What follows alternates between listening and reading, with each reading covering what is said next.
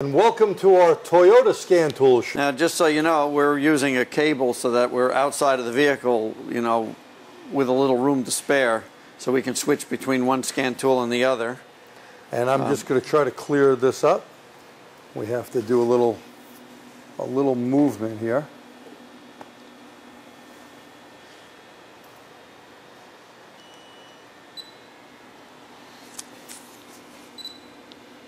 All right, so we're going to go into Diagnostics. We're going to do this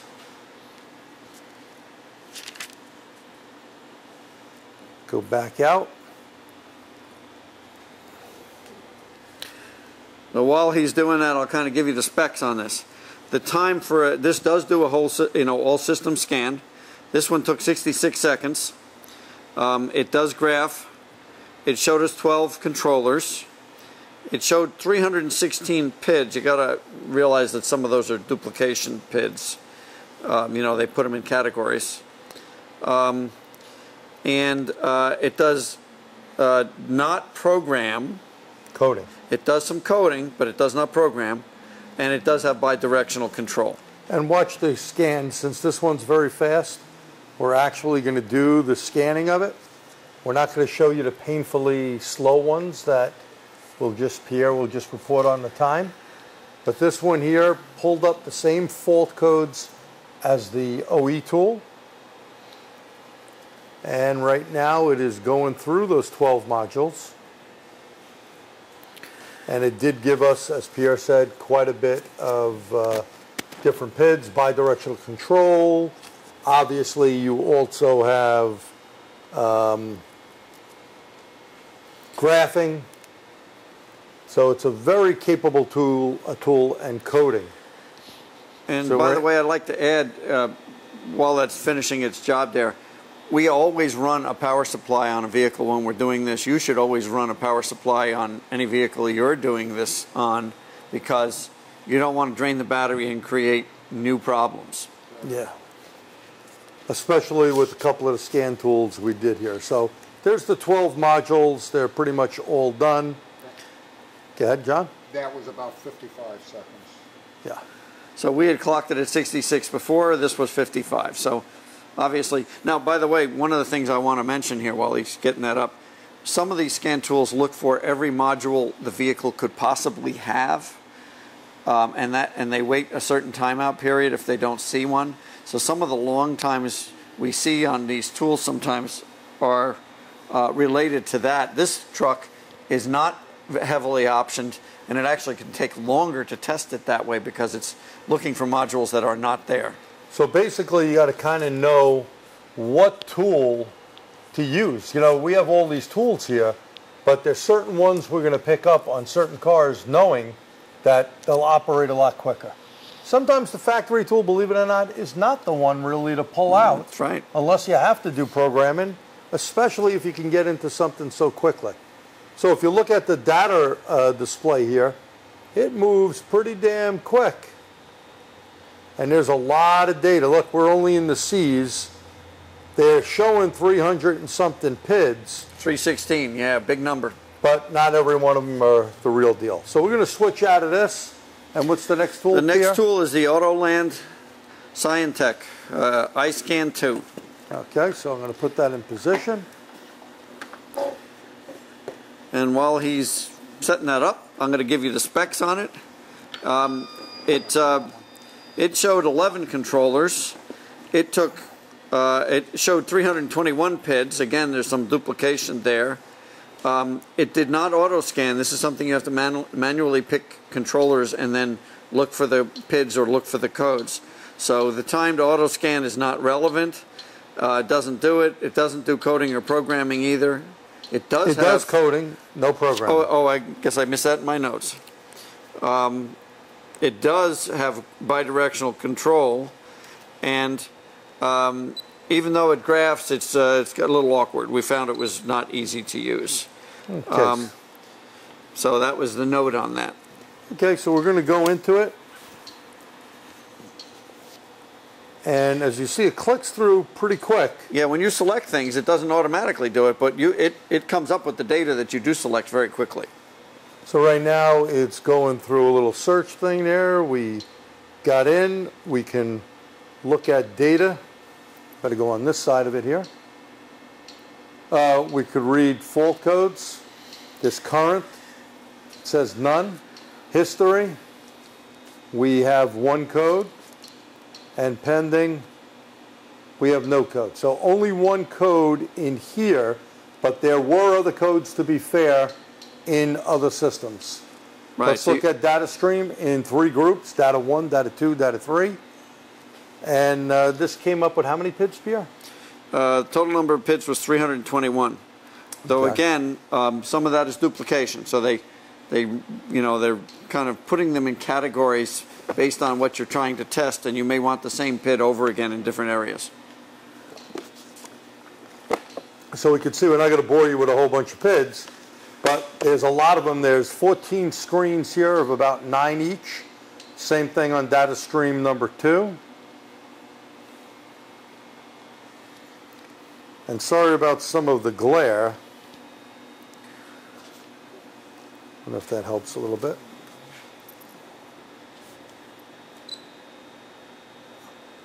You know, some of the screens, unfortunately, are very difficult to actually show. So you can see there's a lot here, 12 screens there.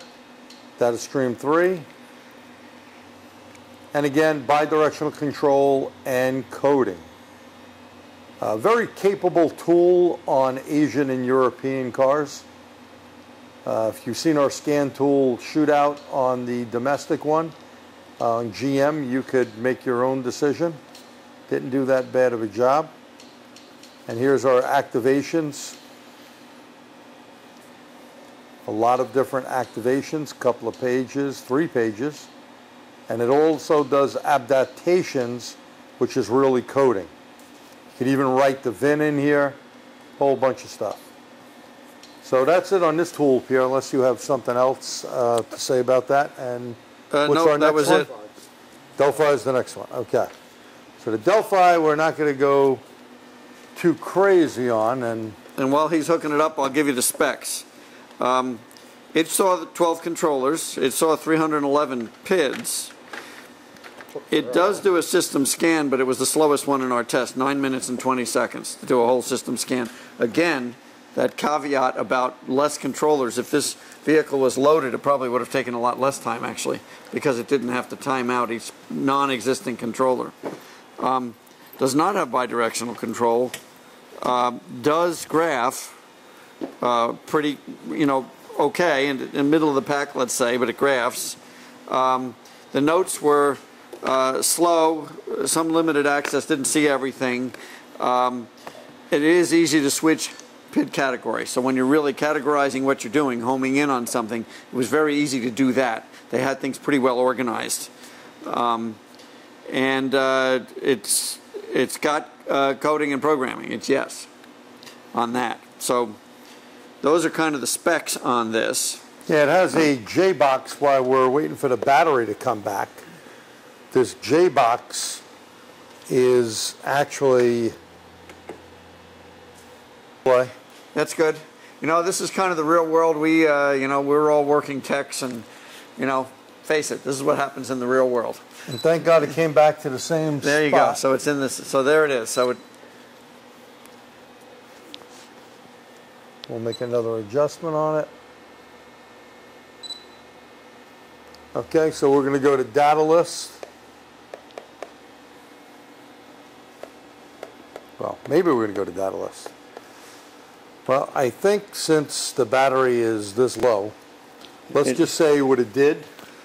yeah. Well, so I'll go through it again, but that's basically what we saw. Oh, you said it? Okay. I gave all the specs. Yes. Okay, so 12 now controllers, 311 PIDs, slow to start up.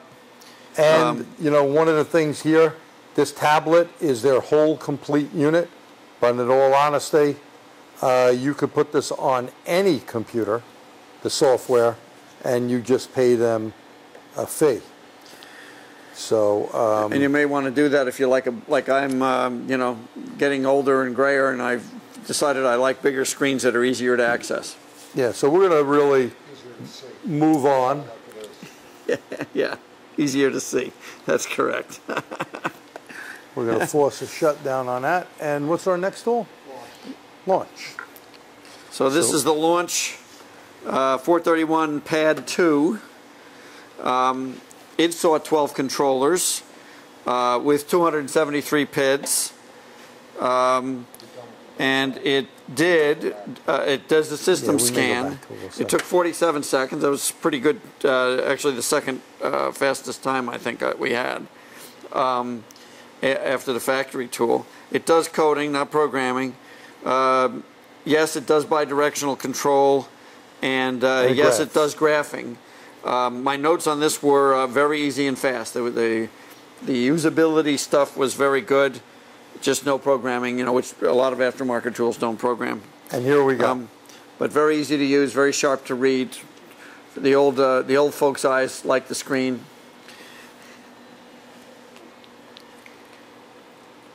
And by the way, we do have a little glare here because we're in the shop, but these, you know, some of these tools are a little sharper display than others, but they're all readable. You know, there's no issues with reading the screens. I'll do another adjustment there on the screen. That'll be a little easier. And you see this thing's coming up pretty quick with it identifies the vehicle and all of that. And we're doing a health report. Yep. So now it's going to go through all the different systems. And again, this was 47 seconds last time, so I'm not really looking at the clock, but it's pretty quick. And by the way, we should say right now, to be fair to that Delphi, that Windows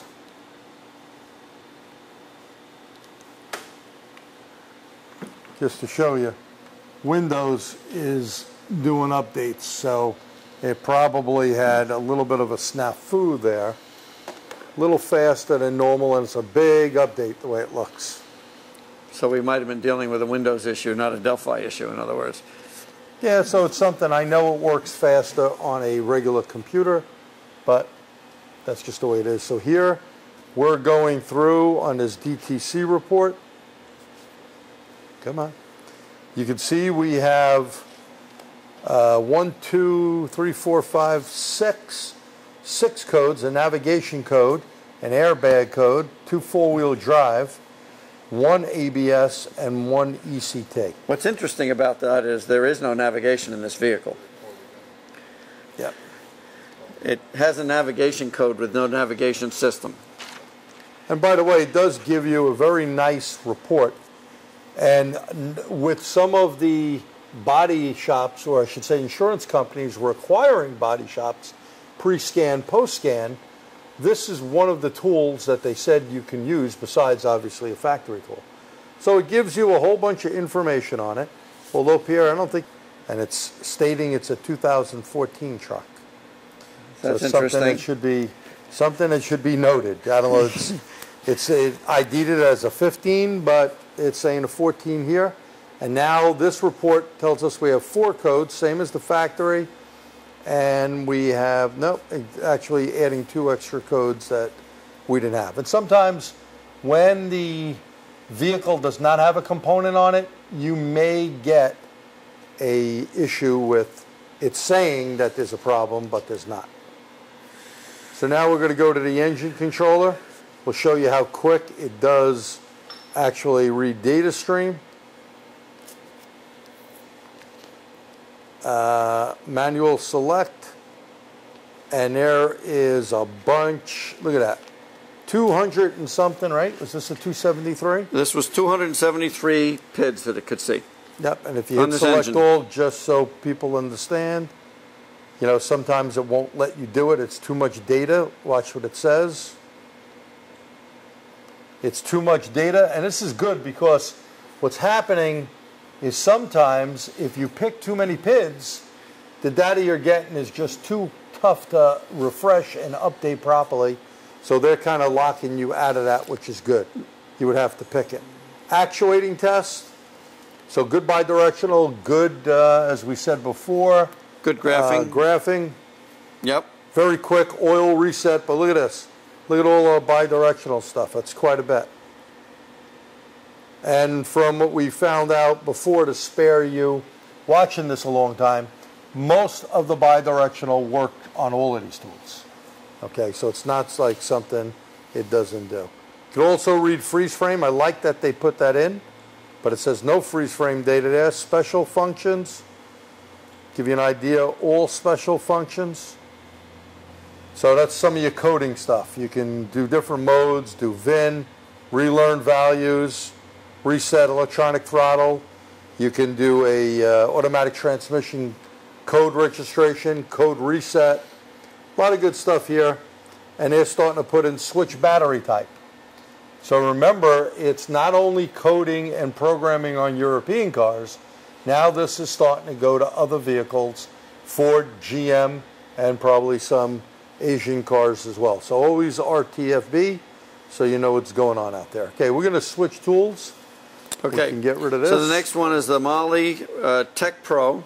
Yeah, that's on the other side. All right. I'll just grab that. Now this is OBD2 only.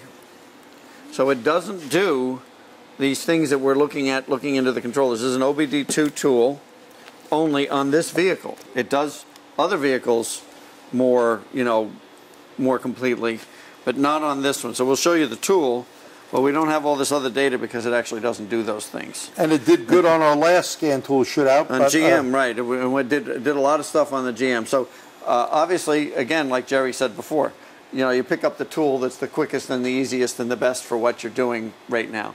So since we're not connected and it only does generic OBD2, we're not really going to go in to the functions of it, but just show you that's really what it's going to do, generic OBD2 on this particular Toyota, okay, which is the 2015. So we'll move out of that. Okay. So the next thing we're going to do is a OTC Encore. And while they're hooking that up, so again, 12 controllers. It saw 12. It had 200 PIDs. It does do a system scan, and it took quite a long time. It was actually our second longest, 6 minutes and 15 seconds. It does bi-directional control. It does graph. Sorry for a little delay. Okay, so if we go into engine, and it does do a system scan, as Pierre said. The only problem is when it starts looking for controllers not on board, it takes a very long time, and we want to spare you that. So we're going to look at the engine controller here, its PID abilities.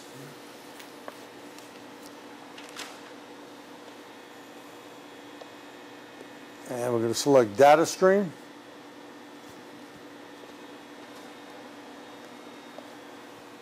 And we're going to select all the items. Now notice they do give you some time how long it's going to take. A couple of moments. Yeah, it's always a couple of moments.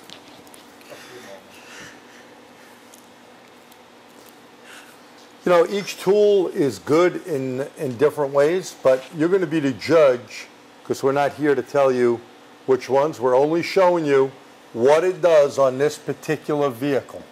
That way you can get some idea when you go to buy a particular scan tool what may work for you, because they're all different prices and all different capabilities, and all these manufacturers update their software. So every one of these tools, except the last one we're going to do, which is Snap On, is up to the newest software. Right. We did not get the latest software for the Snap On. Snap On is on 16.2. So as you can see here, we're checking available data, and looks like it's given us some sort of an issue. There you go. And here it comes. Just taking its time. So there are a bunch of PIDs, over 200 of them just in this category. And this one you swipe across the screen, and of course you can expand them, graph them, record. This one also saw the 4 codes that were in the vehicle. So there's, if we expand it right there, you can see it. And if we do head back to bi-directional control, engine controls, we'll select.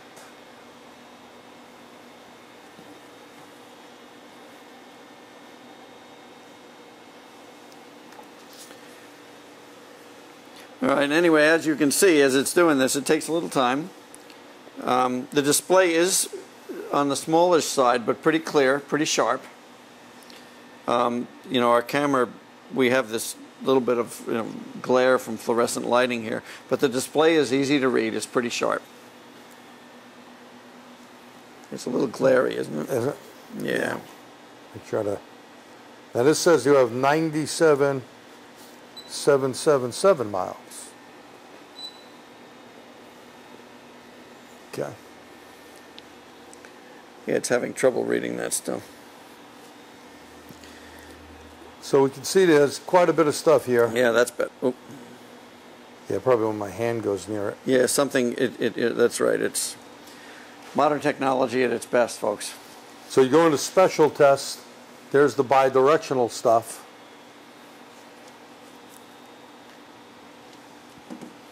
I wrote as a note, yes, on bi-directional lots. It had a lot of bi-directional, this tool. But we do notice it takes a little bit to load. Right. So you got to pick your poison, per se, picking your scan tool. Yeah, a lot of it is going to be determined by, you know, what kind of vehicles you work on, what your workload is, what type of work you see on each one. And this is going to be all of those wonderful business decisions. This is going to be real tough to see because it's like a blue color. Yeah, it's glaring out on us. I don't know if we can do one of these. So that's why I made the comment. This screen is fine to read in real life, but yeah, somehow the camera has trouble with it.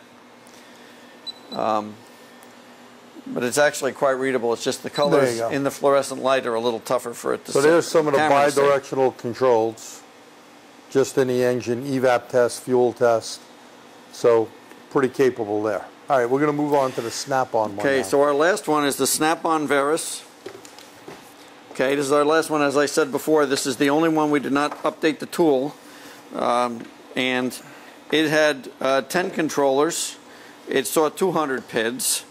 It does have bidirectional control, and it does have graphing. So Snap-on, you know, the Snap-on standard Snap-on software works fine, works great. Does coding, not programming. It took 70 seconds, so a little over a minute, to do the whole system scan, which is pretty good.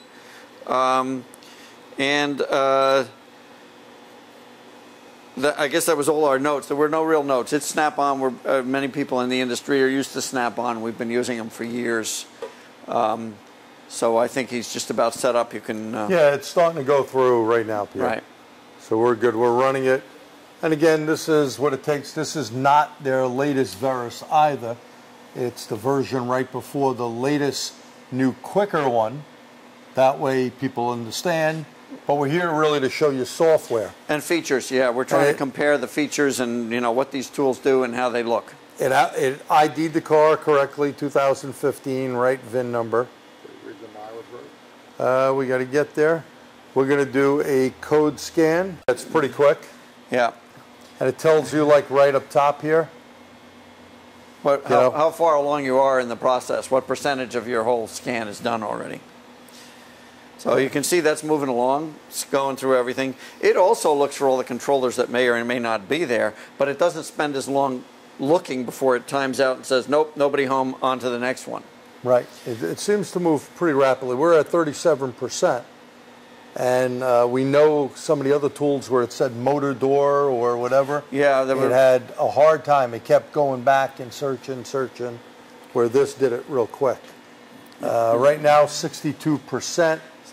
We see we got one engine code, one tranny code, anti-lock brake, and cruise control code.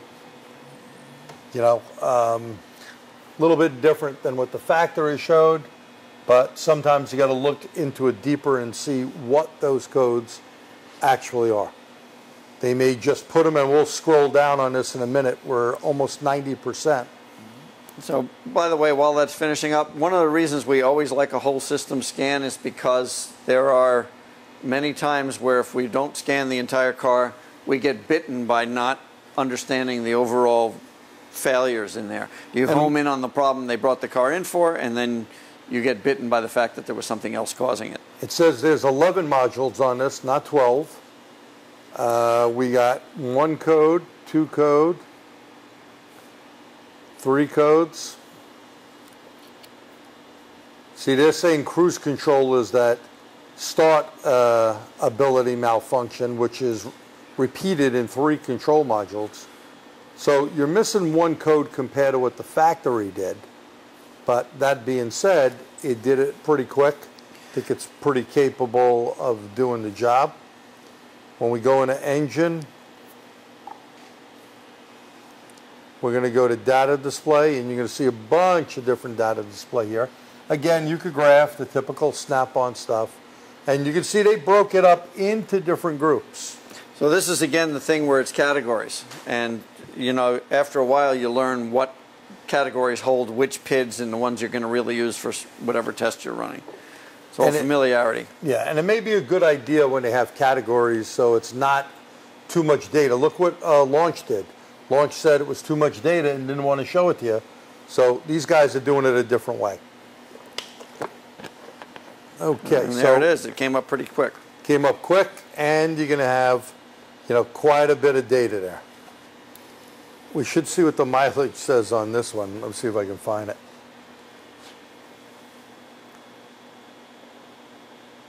You may not see it in the engine. Here's the other thing. Obviously, manufacturers put this information out, but depending on how the scan tool works, it may not see all the data in every controller that it's registered in. Right, it may be somewhere else. You go to the cluster, or they may stick it in, they may duplicate it in some other module, you know, their shadow mileage. Yeah, I don't see it in this engine group, but not to say it's not there. I just don't see it real quick. Bi-directional tests, no problem. And you see they have PIDs for compression tests, secondary air, just to give you an idea. A lot of these have the secondary air pumps on them. If you have an air pump problem, just a tidbit here on these Toyotas, or any bad engine problem, you're actually going to run into your vehicle being stuck in 4-wheel low. That means they do not want you to drive your vehicle too far, excuse me. And there have been an update, a software update, reprogramming, as well as the air pump may need to be replaced. So just a tidbit of information there as we're going through. So you can see there's quite a bit of data here, some redundant, but it does do it. And one last thing here, let's go back to actuator test. To give you an idea, it does it there. And notice they have quite a bit as well right here, especially with VVT stuff and your typical other tests that you may want to run on it. So we're done with showing you all of these, and we hope you found this webcast here helpful in helping you pick a tool or pick the right tool up.